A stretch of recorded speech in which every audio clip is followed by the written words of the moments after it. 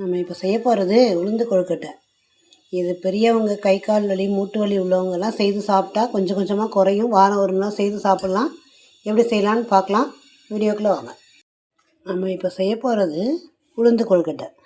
அதுக்கு நம்ம இட்லி கரைக்குள்ள 1 கப் அரிசி மாவும் 1 கப் கொஞ்சம் கூட உளுந்து மாவும் சேர்த்து உப்பு போட்டு பெருங்காயம் போட்டு கரைச்சி வச்சுருக்கோம். இதுக்கு நம்ம இப்போ தாளிப்பு கொடுத்துக்கலாம்.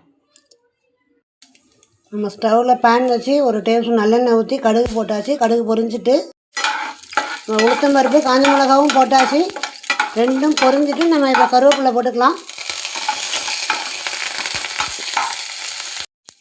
நம்ம இப்போ கரைச்சி வச்ச அரிசி உளுந்து பேட்டரை அதில் ஊற்றிக்கலாம். நம்ம அரிசி உளுந்து பேட்டரை இப்போ ஊற்றியாச்சு. கைவிடாமல் ஒரு 10 நிமிஷம் கிண்டிக்கலாம். இது உடம்புக்கு அவ்வளோ நல்லது. சின்ன பிள்ளைங்களாம் விரும்பி சாப்பிடுவாங்க. கை கால் வலிக்கெலாம் நல்லது. பெரியவங்களும் சாப்பிட்லாம். நம்ம இந்த கப்பில் தான் உளுந்து மாவும் அரிசி மாவும் எடுத்து மிக்ஸ் பண்ணோம். இதுலேயே 1/2 கப் தேங்காய் போட்டுக்கலாம். நல்லா நம்ம கலந்து விட்டுக்கலாம். நம்ம பதம் வர வரைக்கும் லோ ஃப்ளேம்லேயே வச்சு கிண்டிக்கலாம். இந்த கன்சிஸ்டன்சி வரவும் நம்ம ஸ்டவ் ஆஃப் பண்ணிக்கலாம். ஆற விட்டு கொழுக்கட்டையாக பிடிச்சி வேட்டில் வச்சுக்கலாம். நம்ம அந்த கொழுக்கட்டை மாவு பேட்டர் கொழுக்கட்டையாக உருட்டியாச்சு. அந்த இட்லி பானையில் வச்சாச்சு. நான் குக்கர் தட்டில் தான் வச்சுருக்கேன். ஒரு 1/4 மணி நேரம் கழித்து பார்க்கலாம்.